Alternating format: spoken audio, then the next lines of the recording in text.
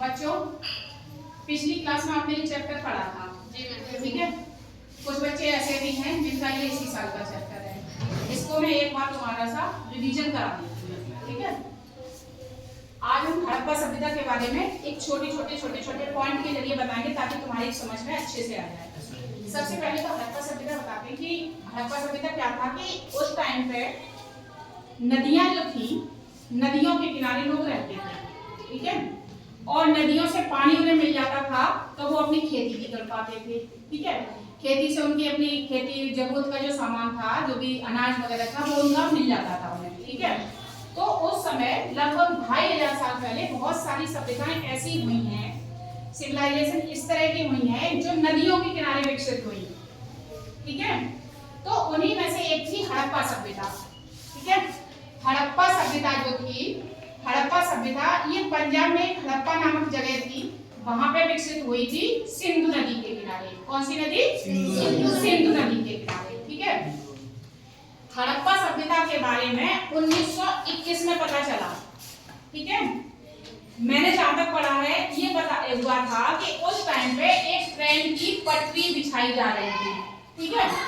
तो उस टाइम पे एक इंजीनियर था, तो वो पास में एक टीला था, टीले के पास चला गया तो अचानक उसे कुछ ऐसा लगा कि यहाँ कुछ दबा हुआ है। तो उसने थोड़ा सा खुदाई करी, तो खुदाई में उसे कुछ ऐसा लगा कि यहाँ कोई मकान सा बना हुआ है, कोई दीवार सी है। फिर उसके पुरातत्वविद जो इस तरह की ऐतिहासिक चीजों की खोज करते हैं वो लोग आए। जब उसकी पूरी खुदाई हुई तो खुदाई में पूरा नगर मिला, जैसे शहर में होते हैं ना, घर होते हैं, नालियां होती हैं, इस तरह का पूरा मिला। और ये घटना है 1921 की। कब की है? 1921 की। और ये सभ्यता कितनी है? 2500 ईसा पूर्व, ठीक है। 2500 ईसा पूर्व से लेके ये 1520 ईसा पूर्व, ठीक है। ये जो हड़प्पा सभ्यता थी वो इतनी पुरानी थी और मिली ये 1921 में है, ठीक है। अब से अगर देखा जाए तो 2025 हो गए, 104 साल पहले, ठीक है। 104 साल पहले इसका पता चला। फिर जब इसकी खुदाई हुई तो खुदाई में क्या पूरे बहुत सारे नगर मिले। ऐसे नगर, एक तो अपने गांव में घर होते हैं, कहीं नालियां, कहीं कुछ, मतलब एक व्यवस्थित नहीं होता है। और शहरों में इस तरह से होते हैं कि आपके मकान भी बने हैं, टॉयलेट भी, बाथरूम भी, सब कुछ एकदम सिस्टमैटिक, जैसे सोच समझ के बनाया गया हो। तो जो नगर मिले उनमें पता कितने जगह थे? एक तो कालीबंगा राजस्थान, ठीक है, और एक लोथल गुजरात, एक रोपर पंजाब, ठीक है, एक दायनपुर महाराष्ट्र। इतनी जगह ये जगह जगह सिंधु नदी के जैसे जगह मिली, नगर मिले, ठीक है। अच्छा, इन नगरों की विशेषताएं क्या थी? उस टाइम में जो मकान मिले और जो शहर से मिले बने हुए, और उनकी विशेषताएं क्या थी, उनकी खास बात क्या थी कि उनमें जो मकान बने थे उनके जो रास्ते थे, एक तो रास्ते बहुत चौड़े थे, और वो कब? एक तो पूरब से पश्चिम की तरफ और उत्तर से दक्षिण की तरफ जाते थे, ठीक है। और उनसे जुड़े हुए छोटे छोटे रास्ते होते थे। अक्सर होता है हमारे समय में भी, अब भी एक मेन रास्ता जाता है तो इधर भी गए, इधर भी रास्ते निकले, ऐसे उस टाइम पर भी था। दूसरे उस तरह के उनके मकान, जो रोड थी मकानों के सामने, उनके किनारे किनारे नालियां भी बनी हुई थी, ठीक है। और नालियों में ढलान भी था ताकि पानी ना रुक पाए, ठीक है। ये उस टाइम के नगर की विशेषता थी। चौथा आया भवन निर्माण। भवन निर्माण में क्या था कि भवन उनके पक्की ईंटों के बने हुए थे। कैसे? इसका मतलब उन लोगों को यह भी पता था कि ईंट कैसे पकाई जाती है, कैसे बनाई जाती है, कैसे भट्टी में पकाया जाएगा मिट्टी को, तब वो पक्की बनी, तभी तो सीखा होगा उन्होंने। तो उनके मकान पक्के थे, 2 मंजिल बने हुए थे, ठीक है। उनके मकान में रसोई घर क्या होता था? क्या करते हैं रसोई घर में? शौचालय क्या होता है?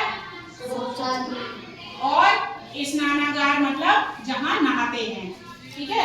जहां फ्रेश होने जाते हैं वो जगह भी थी, और नहाते हैं वो जगह भी बनी हुई थी।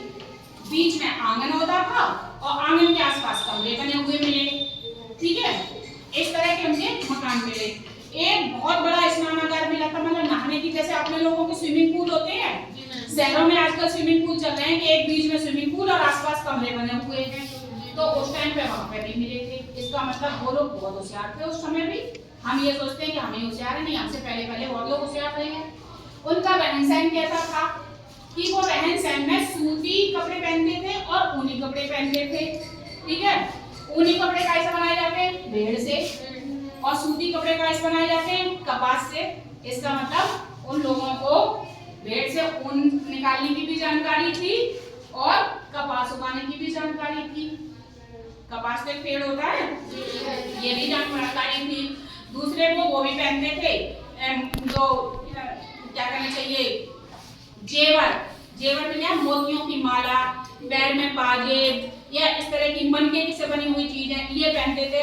तो इसका मतलब क्या हुआ कि मनके बनाने का भी उनके पास कहीं कुछ रहा होगा। तो उनको एक उस समय पे मनके बनाने की, छोटे छोटे मोती बनाने की फैक्ट्री भी मिली थी। उनका उस जगह का नाम है चंदहूदड़ो। चंदहूदड़ो, उस जगह पर मनके बनाने की एक फैक्ट्री भी मिली थी। ठीक है, और फिर वो उनके देवी देवता थे। देवी देवता में क्या करते थे कि उस टाइम पे एक पत्थर पर, बहुत बड़े पत्थर पर एक मूर्ति बनी हुई थी और मूर्ति के सींग थे। ठीक है, तो शायद हो सकता है कि वो पशु समझ के उसको पशुओं का देवता मानते हो और उसकी पूजा करते हो। ठीक है, उस पर पीपल के पत्ते भी बने हुए थे। ठीक है, सांप भी बना हुआ था, तो वो सांप को भी जानते थे। वो पीपल के पत्ते पे इन चीजों की वो पूजा करते थे और शिव की पूजा करते थे। हिंदू धर्म में भगवान शिव जो है उनकी भी पूजा करते थे। ठीक है, पशुओं को पालते भी थे। तो इसका मतलब पशुओं को जब पूजा करते हैं तो इसका मतलब पशुओं को पालते भी होंगे। पशु हो सकता है उनकी खेती बाड़ी में उनका साथ देते हो, घर के रखवाली में उनका साथ देते हो। ठीक है, और उस समय एक धातु बनाई गई थी, कांसा। 7वें नंबर पे कांसा लिखा है। तो जो कांसा धातु थी वो तांबा और टिन, दो धातुओं को मिक्स करके बनाई गई थी। और मोस्टली धातुएं कहां से? जमीन के अंदर से निकलती है, जैसा हमने पीछे भी आपको बताया था, है ना। तो इसका मतलब उस टाइम के लोग इतने होशियार थे, उनको जमीन से ये धातुएं निकालना, उनको साफ करना, गर्म करना और गर्म करके ढाल के दूसरे हथियार वगैरह बनाने की भी जानकारी थी। हालांकि इस समय ज्यादा से ज्यादा लोग क्या करते थे? पत्थर के हथियार बनाते थे, पत्थर के औजार बनाते थे। ठीक है, हथियार नहीं, औजार कहेंगे उनको। पत्थर के औजार बनाते थे और कांसा के कम बनाते थे, इसलिए कि एक तो कांसा जो था ज्यादा मजबूत भी नहीं था और दूसरा शायद हो सकता है कि जो तांबा और टिन है वो आसानी से उपलब्ध ना होता हो, मिल ना पाता हो। ठीक है, अगला पॉइंट आया वस्तु विनिमय। वस्तु विनिमय का मतलब है कि जैसे आजकल हमारे पास क्या है कि रुपया होता है ना। रुपये से हम सारे काम करते हैं, हमें कुछ लेना है, खरीदना है, तो हम गए, पैसे दिए और सामान अपना ले लिया। लेकिन उस टाइम पे रुपया नहीं था। वो लोग क्या करते थे? वो वस्तु विनिमय करते थे। जैसे सपोज करो कि आपके पास गेहूं है, मेरे पास चावल है। आपके पास ज्यादा गेहूं है, मेरे पास चावल ज्यादा है, हमारी जरूरत से ज्यादा है। तो हमने क्या करा, और आपको गेहूं की जरूरत है, मुझे चावल की, तो हमने आपस में अदला बदली कर ली कि ठीक है तुम मेरे से गेहूं ले लो और तुम मुझे चावल दे दो। ठीक है, आपके पास कपड़ा है और मेरे पास कुछ और जरूरत का सामान, गहने हैं और हमें चाहिए, तो आपने मुझे कपड़े दे दिए, मैंने आपको गहने दे दिए। तो मतलब चीजों का अदला बदली होती थी, पैसा नहीं था उस टाइम पे। ठीक है, अगला था व्यापार। वो लोग व्यापार भी करते थे। इसका व्यापार का संकेत कैसे मिला कि जो हमने इसमें बताया था आपको, नगर ही नगर, इसमें एक था लोथल, गुजरात में लोथल, वो एक बंदरगाह था। और बंदरगाह वो जगह होती है जहां से समुद्री रास्ते से हम वस्तुएं विदेशों को भेजते हैं या विदेशों से मंगाते हैं। तो ऐसी जगह एक लोकल जो बंदरगाह था, वहां पे गोदाम भी मिला जहाँ कुछ सामान था, कुछ मोहरे टाइप की थी जो शायद वो सामान को इधर से उधर भेजते होंगे, तो अपना एक निशान बनाने के लिए मिट्टी में छपा के उन मोहरा से निशान बनाते होंगे ताकि ये पहचान हो सके कि ये सामान किस व्यक्ति का है। ठीक है, तो वो लोग व्यापार भी करते थे। अगला था लिखावट। उस टाइम के लोग जो लिखावट है वो आज तक पढ़ी नहीं जा सकी है। लिखा तो है, पत्थरों वगैरह पे मिलता तो है उनका लिखा हुआ, लेकिन उस चीज को पढ़ा नहीं जा सका। और इसकी वजह से इस युग को रखा गया है आद्य ऐतिहासिक काल। किसमें रखा गया है? आद्य ऐतिहासिक काल, मतलब जो युग जिसकी लिखावट को पढ़ा नहीं जाता उसको आदि ऐतिहासिक काल में पढ़ाया वो रखा जाता है। ठीक है, तो अब उसके बाद क्या हुआ, इसकी लिखावट तो पढ़ी नहीं गई, इसको आदि ऐतिहासिक काल में रख दिया। ये इतिहास में हमने पढ़ाया था पिछली बार आपको कि इसके काल भी कई तरह के होंगे, जहाँ की लिखावट नहीं पढ़ सकते वो अलग है, जिसकी लिखावट को पढ़ सकते वो अलग है। ऐतिहासिक काल जिसको हम पढ़ सकते हैं। ठीक है, अब आया नगरों का खत्म होना। सोचने वाली बात है कि आखिर इतनी बड़ी सभ्यता है, इतने बड़े बड़े मकान, लोग, तो पूरी जानकारी कि अपने मकानों को किस तरह से बनाना, क्या क्या हमारी जरूरतें हैं, क्या क्या करना है हमें अपने घर में अपनी सुविधाएं बढ़ाने के लिए, और सारा सिस्टमेटिक बना हुआ, दो दो मंजिल मकान बने हुए पक्की ईंटों के, तो आखिर ये खत्म कैसे हो गए? तो हमें तो कोई स्पष्ट कारण तो पता नहीं है, लेकिन अनुमान लगाते हैं कि हो सकता कोई बाढ़ आई हो, नदियों के किनारे पे अक्सर बाढ़ आ जाती है ना, प्राकृतिक कोई ऐसी दुर्घटना हो, कोई भूकंप तूफान, मतलब कुछ ऐसा जरूर हुआ है जिसमें वो कहीं के कहीं सब दब गया। अनुमान इसी बात का ज्यादा है कि हो सकता बाढ़ आई हो, क्योंकि अभी आपने देखा है, अभी 5 तारीख को उत्तराखंड के उत्तरकाशी जिले की धराली जगह है, वहां पे पहाड़ों के ऊपर बादल फटा और बादल के साथ ही एकदम इतना मलबा आया, इतना मलबा आया कि जो 3-3 मंजिल तक के मकान थे ना, वो कहीं के कहीं बिल्कुल दब गए हैं। जो लोग, जानवर, जो कुछ भी जैसा होगा वो वहीं के वहीं दब गए, और वहां कोई किसी को निकाल भी नहीं पा रहा है। अब कितना खोदोगे, कोई पूरा गांव एकदम से ऐसा हो जाए, पूरा खत्म हो जाए, तो जो बचेंगे वो कितना को निकाल लेंगे? नहीं निकाल पाएंगे। और हो सकता है कि आज से 100, 200, 500, 1000, लाख साल बाद कभी फिर किसी को पता चले ऐसे खुदाई में कुछ निकले, तो वो वहां खोदेंगे तो वो तो निकल आएंगे, निकल आएंगे, है ना।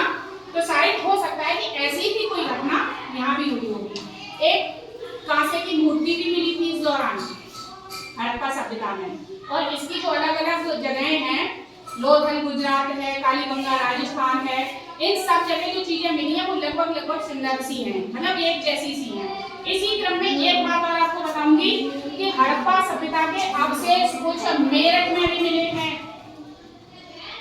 मेरठ में एक आलमगीरपुर पड़ता है रोहटा की तरफ, रोहटा ब्लॉक में, वहां पर भी एक बार खुदाई हुई थी, तो उस आलमगीरपुर में भी कुछ ऐसे बर्तन वगैरह उस समय के मिले थे, और वो बर्तन हड़प्पा सभ्यता के समय से मैच खाते थे। और उनकी जब कार्बन डेटिंग हुई, कार्बन डेटिंग होती है उससे ये पता चलता है कि जो जमीन के अंदर दबी हुई चीज है वो कितनी पुरानी है। ठीक है, तो उसकी जब कार्बन डेटिंग हुई तो वो हड़प्पा सभ्यता से मिलते हुए थे। ठीक है, अब तो आपकी समझ में आ गया होगा ये टॉपिक क्लियर कि वो कैसे, ये सभ्यता कब थी, कैसे पता चली, क्या वहाँ की विशेषताएं थी, कैसे मकान बने थे, रहन सहन क्या था, देवी देवता क्या थे, कौन सी बात। तो इसको पता, इस कांसा की वजह से इसको कांस्य युग भी कहा जाता है। क्या कहते हैं? कांस्य युग, कांस्य युग। ठीक है, मतलब ऐसा समय जब कांसे का यूज होता था। ठीक है, और कांसा कैसे बनता था? तांबा और टिन से। ठीक है, करें खत्म हो गया क्लियर? ठीक।